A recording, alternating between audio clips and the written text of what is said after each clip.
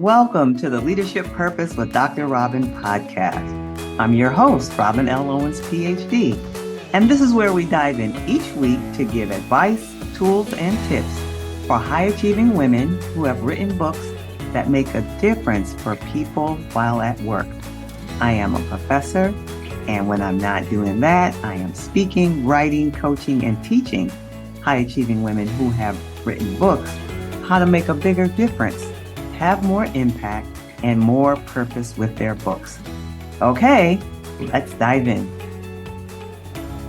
Before we get started with the episode, I want to ask you a question. Is your book ready to be turned into a successful online course?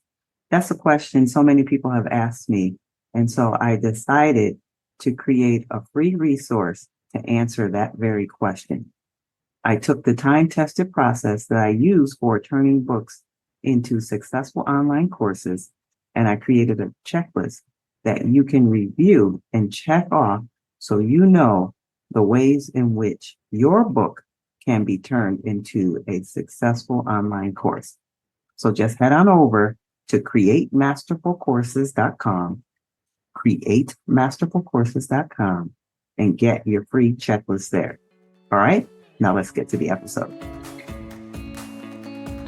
Hi, everyone. Welcome back to another episode of the Leadership Purpose with Dr. Robin podcast. I'm so glad you're here and that you take time to listen into the podcast.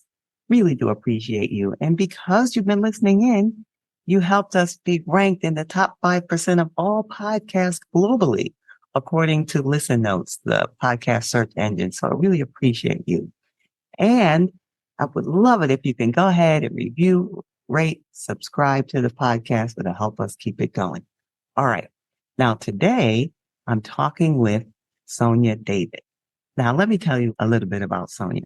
She's the author of the book, Master Your Disguise, The High Achiever's 3-Step Guide to Harness the Power of Imposter Syndrome. Ooh, I can't wait to hear more about that. And she's also a contributing author to the Anthology, and her piece is Wanting Women, Writing About Desire. She has a Bachelors of Art in Political Science and Religion, a Master of Divinity from Harvard University. She holds certificates in Restorative Justice Facilitation, Executive Leadership in Diversity, Equity, and Inclusion, and so much more. Sonya delights in teaching high achievers from all walks of life who struggle with imposter syndrome to master their disguise by taking their negative thoughts and narratives and putting them to work for good. Welcome, Sonya David. Thank you so much for having me here. I'm so glad you're here, especially at the time of this recording. You had a very significant event about a month ago. Yeah. Tell us what that was. So it has to be my peak imposter experience because I went into the hospital individual and I left with a baby and as a mom. And, there was no certificate, no training. I just have a baby and now I'm a mom. But it's such a beautiful thing. I'm so excited to have her. And so much of the work that I've been doing has really been inspired by actually going through that process of being a pregnant person and going through the childbirth experience and now having the title of mother and what that means to me. So thank you for giving me the opportunity to kind of share that with your audience, because honestly, it is the peak of kind of this period in my life. And I know it's going to continue to influence the work that I do moving forward. Well, congratulations. Congratulations. I mean, I think that is the highest achievement to be, the highest honor to be a parent. All right. So now you heard me read a little bit from your bio. I didn't read all of it, but I read some of it. So why don't you just tell us in your own words? You told us a little bit about yourself, but you could say more about that if you like, and also about the work you do. Yeah. So the work that I do is really inspired by who I am as an individual. So they go really closely together. I feel, really aligned, which is a beautiful thing to have been able to achieve. So I really care about the experiences that individuals have, especially where they feel marginalized or disenfranchised or otherwise excluded, and making sure that people are able to kind of bridge the gap between how they feel about themselves, how society may talk about them, and the narratives that we tell ourselves, and then how we can kind of broach that and get to a place where we can believe in ourselves enough to live the life and cultivate a life, more importantly, that we truly believe in. And so that's why I was so excited to be on this podcast, actually, is because it's called Leadership Purpose, right? And I feel like there's a purpose to everything that we're choosing to do, even if we're choosing not to choose, like that's a decision, right? And so the more conscious we can be and the more intentional we can be, the better cultivated our lives can be and the better curated they can be towards, those things that matter the most to us. So I really came to this journey as a person who identifies as a woman of color, Black woman, now a Black mother, and a queer person of color, and all of these different things that I feel have really pushed me to understand the margins of society. And I recognized in myself, right, that there were these areas that I felt wildly confident in, and that people felt that I was, this super person. And then there were these other kind of underbelly experiences that I had where I kind of wanted to hide, or I wanted to be in a closet, or like kind of hide under the bed and just hope that the monsters would all go away. And slowly, especially over the last few years with the pandemic and really being able to focus in on, being introspective and learning where I'm coming from cognitively and spiritually over the course of honestly like 2 months of a super intensive therapy experience where, I was working with other patients, but I was also, getting a lot of support from various professionals. I started to realize that I might be creating some of the worst parts of my life by accident. And I wanted to be doing, life on purpose. Yeah. um, and so from kind of that period of the pandemic, I sort of emerged this person who really wanted to draw in those connections of those experiences where I felt marginalized or where I saw others felt marginalized, and help us to find our power within that rather than despite it. And that's really where Master Disguise really was born, was what are those things that I believe either I'm the worst at or that I want to hide the most? And how can I highlight those, put them on a pedestal, put big blinking lights around them, and showcase that those things aren't, things I can overcome and just, put to the side, but those are things about me that I actually value, and that I embrace. And so not just embracing it for myself, but then the book itself is a bit of a field guide to allow other people to have an in the moment companion with them. So when they're having those feelings, we can start to think through, well, how can I harness this and make it work for me? Because when I say take those negative thoughts and narratives and put them to work for good, there's the for good as in to do benefits for us or for others, but there's also the for good, like be done, right? That it doesn't take on a life of its own and put us down over and over and over again, but that we put an end to the cycle of negative thinking by using that negative thought that we already believe and replacing the end point with a positive belief that we can continue to believe, because we started in a place that was really maybe really difficult and painful for us, but that we truly did have as a core belief, and we just transmute or take the energy of that and put it towards something that we really value and want to see long term for ourselves. Yeah, that makes a lot of sense. Do you have an example from your own experience or someone else's, that maybe have worked through this process to illustrate the point you just made about shifting that? Because I think it's a really good point. Yeah.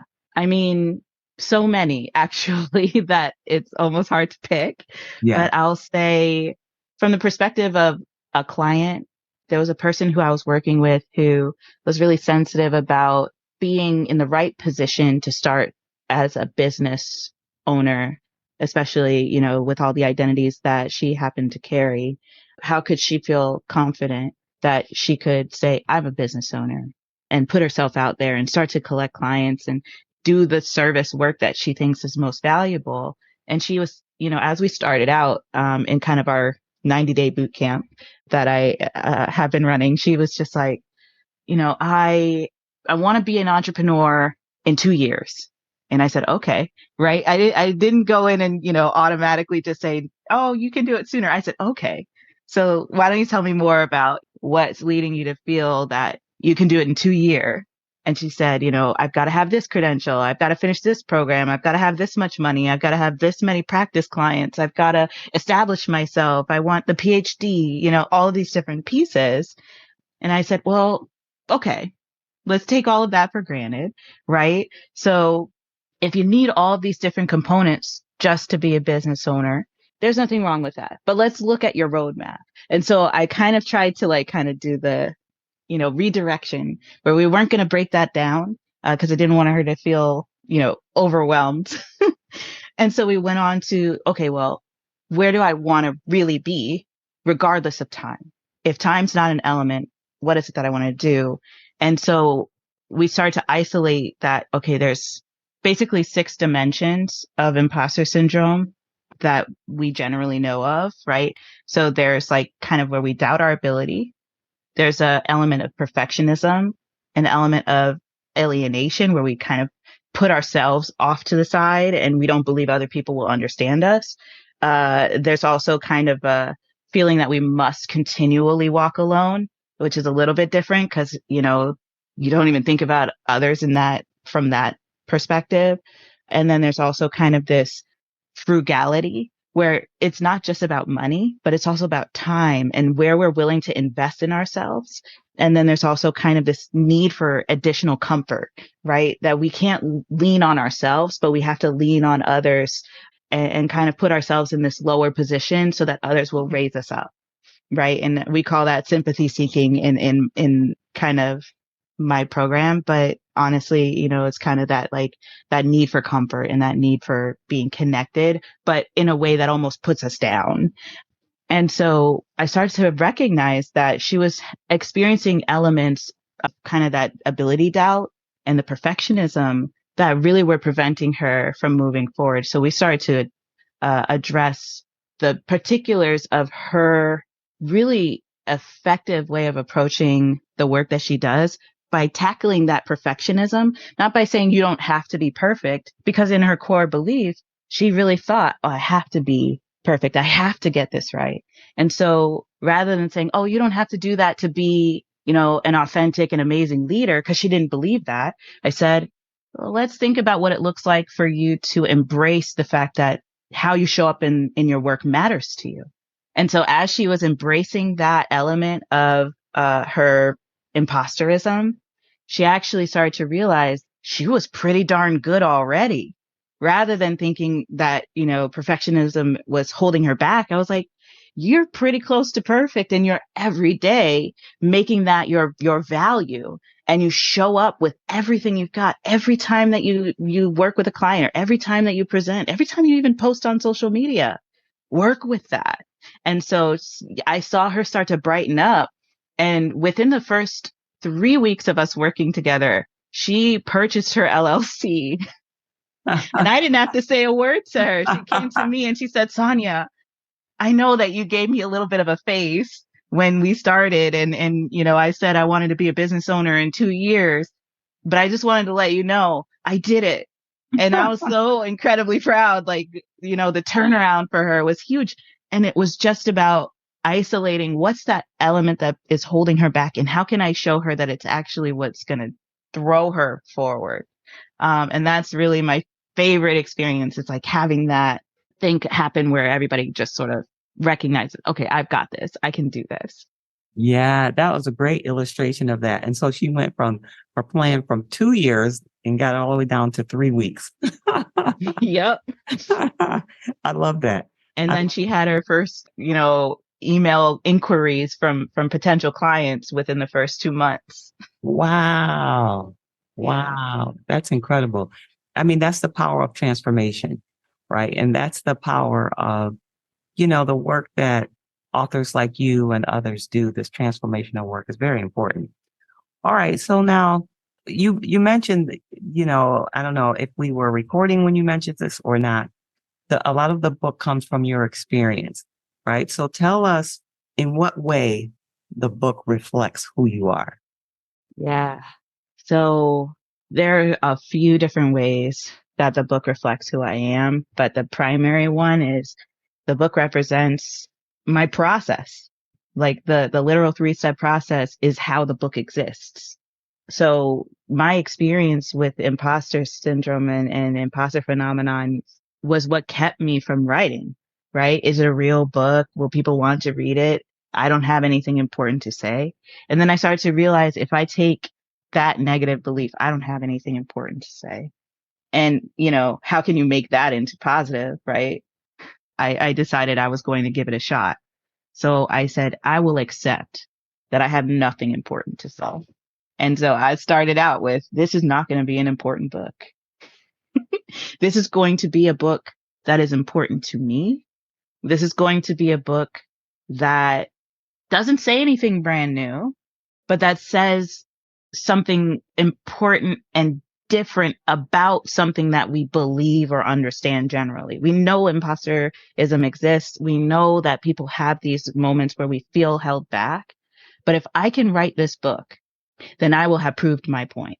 If I can say something or say almost nothing about something, right? If I can say something that connects with people, that pulls them into a place where they're willing to give this a shot and they're willing to give it a go for something that matters to them, then no, I did not crack the code on human existence. But what I did do was help someone find the keys that they know exist and that they know, work for them, but they just can't find them. If I can help somebody find their keys, then I did something.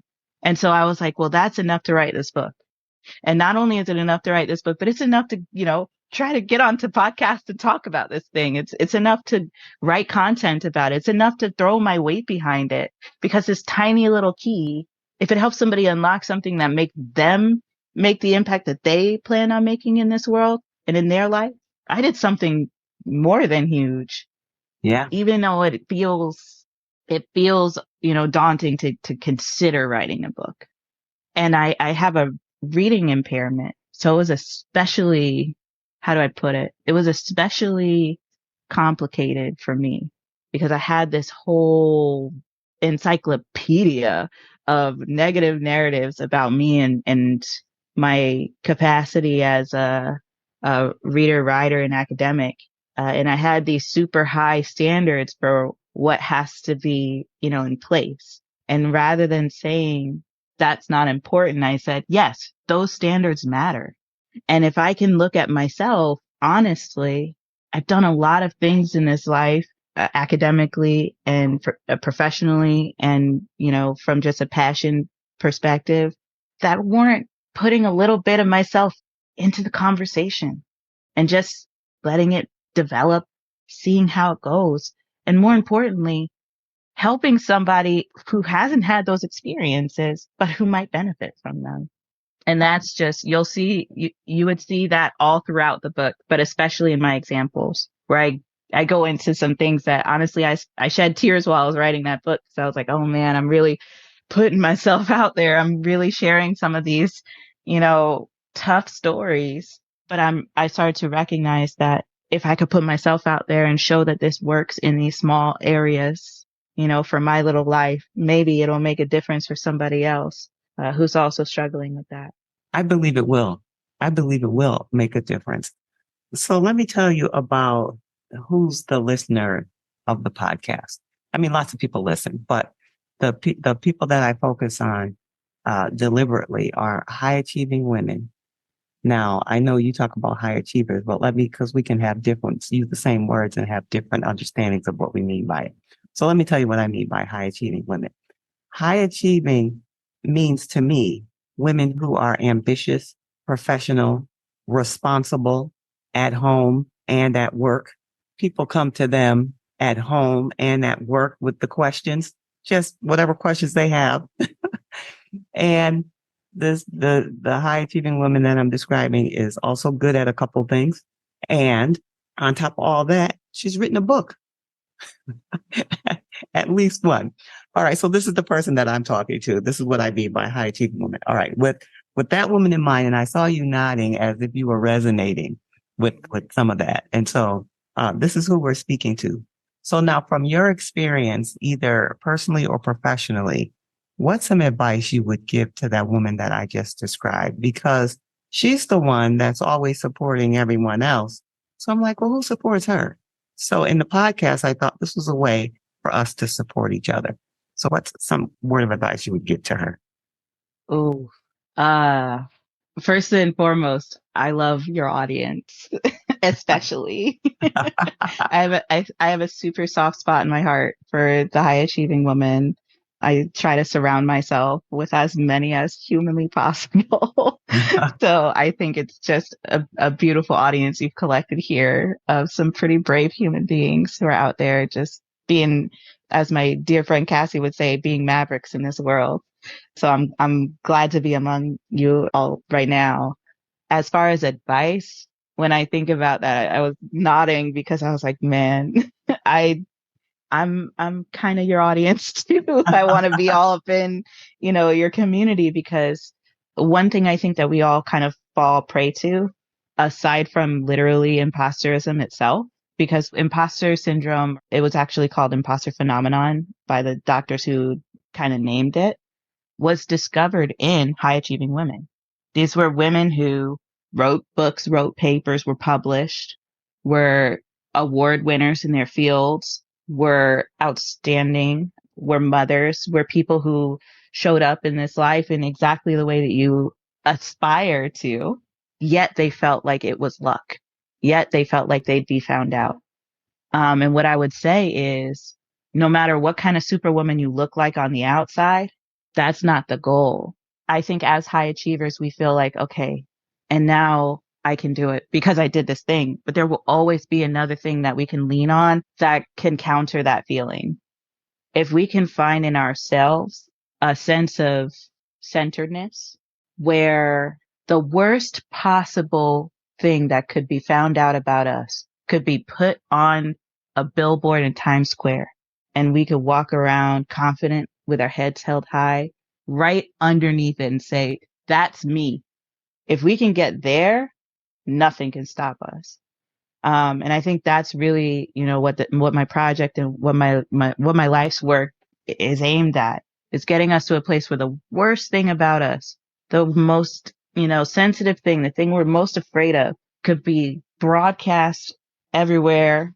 And we could look at ourselves and feel proud and say, yes, that's me. Yes. Yes. Yeah, that's very powerful. All right. So now I have one more question. You know, the podcast is leadership purpose, and you mentioned that already. So do you think it's important for you or for others to have a sense of purpose in your work? And if you do, why? And if you don't, why not? That's an amazing question. It's a complicated answer. So I'll give you my answer for me, and then I'll Okay. give you my answer for the general public because I feel like they're different. Okay. For me, I think I need purpose, but I don't need it to be extrinsic. I don't need it to be external. It has to be purposed, even if that purpose is to allow for chaos to kind of take over and see what happens. But anything I endeavor to do, I feel it's important for me to have a reason internally that motivates me to continue day to day. And I'd say the reason is because when I don't have that purpose feeling that is internalized, it can be really tough for me to even look at a small project because I have that big question of why, or more than why, I guess is for what. What is this going to do? And will it be useful to myself or to others? And in what way? So I feel like I almost have to answer that question, but it has to do with my values. Hello. My munchkin has decided to join the chat. Okay. We'll Yeah. help you get back to her. Did you want to finish your thought? Yeah, I would just say for the general population, right? For high achieving women all over, I would say it doesn't have to. I think it really comes down to what is it that you value as a woman? What matters the most to you in your professional endeavor and as a person? Do those things all align? And does that need a purpose? Because I think each woman, we're so inundated with like what we need to do or what we should do. And when it comes to like advice for other women, I just think like, what do you want? And what gives you kind of that spiciness that helps you to go out there and get what you want? And if that's without purpose and you just did it because you felt like it, yes. And if it's your life's purpose, then also yes. I appreciate that. I appreciate that. Okay, so now I'm imagining some people might be saying, how can I be in touch with Sonya David? Where can they be in touch with you? How can they connect with you? Yeah, so I'm very active on LinkedIn. So if you look up Sonia M. David, Sonia M. like Maria David on LinkedIn, then you will definitely find me there. I post a bunch about imposter syndrome and I do videos. I'm going to get back into the swing of my content. So by the time that folks are hearing this and moving forward, there will be plenty of new content coming. And yeah, that's really the best way. And I'm very open to like reading my DMs. So feel free to message me there. That's great. And we'll be sure to put those in the show notes so people could have it right there. Well, Thank you. Sonia, thank you. You've been generous with your time, especially now, at this phase of life where you're sharing your time with your brand new daughter. So thank you for being here and sharing your wisdom and your expertise on imposter syndrome. Really appreciate you. Thank you so much, Robin, for having me. This is such a blast. My delight. Okay, everyone, just like Sonia, I'm on LinkedIn too. So, hey, I'd love to hear your response to the episode, questions you have, thoughts about it, what you like to hear more of. And you can find me at LinkedIn at Robin L. Owens, PhD. And actually, that's on all social media, but I spend most of my time at LinkedIn, Robin L. Owens, PhD.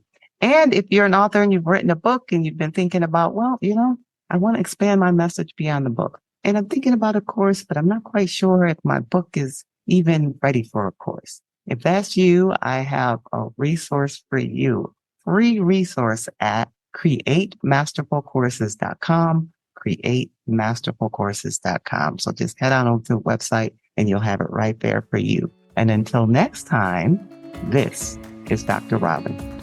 Thank you for tuning into this episode of the Leadership Purpose with Dr. Robin podcast. If you enjoyed it, head on over and rate and subscribe so you never miss an episode. New episodes drop every week and I can't wait to hang out with you again soon. Meanwhile, this is Dr. Robin signing off. See you next time.